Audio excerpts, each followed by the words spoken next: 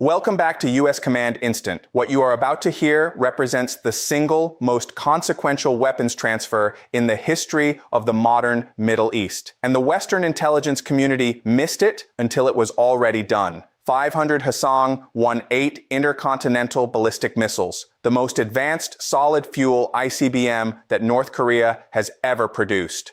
A weapon system that during its test launches in 2023 demonstrated a range capability exceeding 15,000 kilometers, sufficient to reach not just Israel, not just American bases across the Middle East, but the continental United States itself. 500 of them transferred in a covert logistics operation of breathtaking scale and audacity. Now sitting in hardened underground facilities across Iranian territory, fueled, targeted, and ready. Let that number settle for a moment. 500. The United States currently deploys approximately 400 Minuteman III ICBMs in its entire land-based nuclear deterrence force.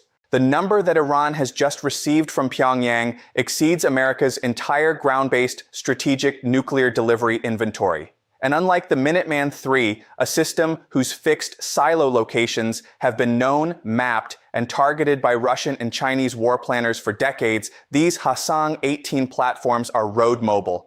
They move, they hide, they can be positioned and repositioned across Iran's vast national territory in ways that make preemptive targeting effectively impossible without real-time intelligence of a quality that no satellite constellation currently provides.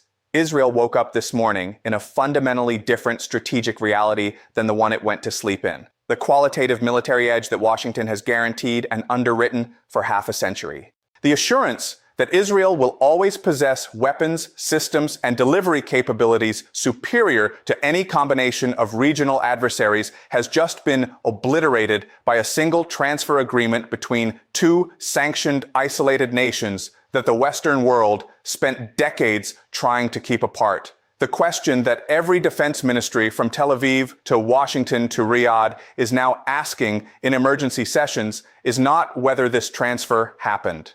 Satellite imagery, signals, intelligence intercepts, and human intelligence reporting from multiple independent sources have now confirmed the transfer beyond reasonable analytical doubt. The question being asked with barely concealed panic is, what happens next? What does Israel do when it faces an adversary armed with 500 ICBMs capable of carrying nuclear payloads delivered by a guidance system that no Middle Eastern missile defense architecture was designed to intercept?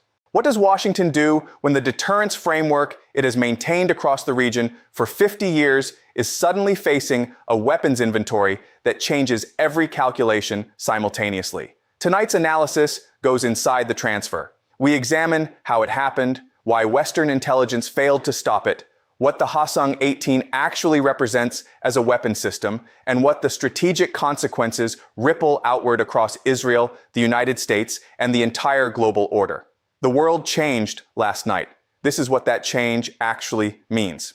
3 questions will drive tonight's full analysis. First, how did North Korea and Iran execute a transfer of 500 of the world's most advanced solid-fuel ICBMs without triggering a Western interdiction response?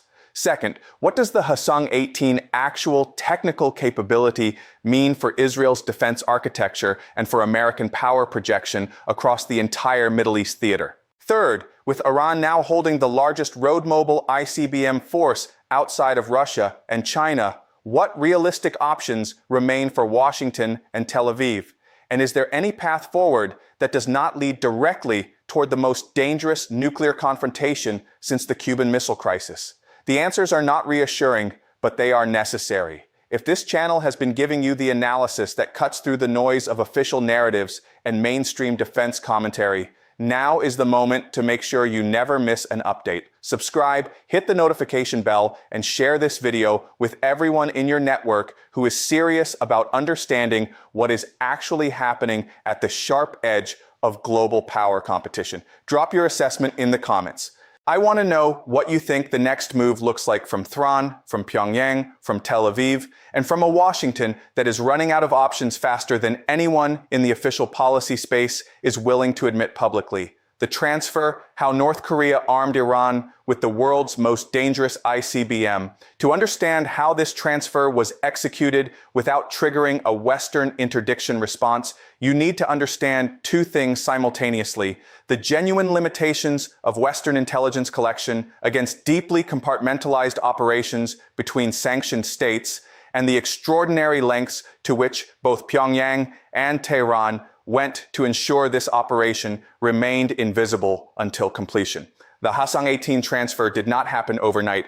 It was the culmination of a relationship between North Korea and Iran that has been deepening steadily across the past decade, accelerating dramatically following the collapse of the JCPOA nuclear agreement in 2018 and reaching a new level of operational intimacy following the demonstrated success of North Korean artillery shell transfers to Russian forces in Ukraine, which provided Pyongyang with both hard currency and the confidence that large-scale covert weapons logistics operations could be executed successfully under Western surveillance. The logistical architecture of the transfer exploited three simultaneous vulnerabilities in Western intelligence coverage. The first vulnerability was geographic. The primary transfer route ran overland through Chinese territory, with Chinese authorities either uninformed or deliberately not looking into Central Asia, and then through a combination of Iranian-controlled corridor access and Russian transit permission into northwestern Iran. This route avoided maritime choke points where American naval interdiction assets are positioned. It avoided airspace where American surveillance assets maintain coverage. It ran through the precise geographic seam between American intelligence collection priorities, a seam that exists because no American policymaker wanted to formally task collection resources against Chinese territory at the level required to monitor this kind of ground-based logistics operation. The second vulnerability was timing. The transfer was executed in multiple phases across a 14-month window, with individual shipments sized below the threshold that would trigger automatic escalation responses from American intelligence analysts. No single shipment was large enough to generate the alarm that the total transfer quantity would have generated if moved at once.